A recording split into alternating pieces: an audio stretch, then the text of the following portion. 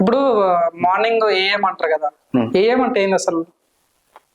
ఏమంటే పగలు, పిఎం అంటే నైట్. సో మీరు అది మీనింగ్ అడుగుతున్నారేమో మీరు. నేను పార్లమెంట్ గురించి చెప్పాను. ఓకే.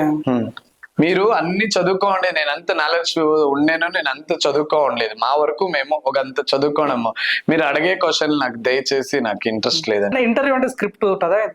స్క్రిప్ట్ అంటే నా నాలెడ్జ్ నాది ఒక ఏదో మూవీ. ఇప్పుడేమో నేను డాన్స్, రీల్స్, ఏదో ఫ్యామిలీ, ఒక సొసైటీలో ఏదో పేరు తెచ్చుకోవాలి అలాంటిది ఉంది. నేను ఎమ్మెల్యేలు అయిపోవాలి, ఎమ్మెల్యేల గురించి తెలుసుకోవాలి, పిఎం గురించి తెలుసుకోవాలి, అలాంటివి నాకు ఇంట్రెస్ట్ లేనివి. నేను నాతో అడిగితే నాకు ఎలా తెలుస్తుంది చెప్పండి. ఇప్పుడు మీరు డాన్స్ ఉన్నారు కదా, డాన్స్ తెలుగులో ఏమంటారు? డాన్స్ తెలుగులో ఏమంటారు?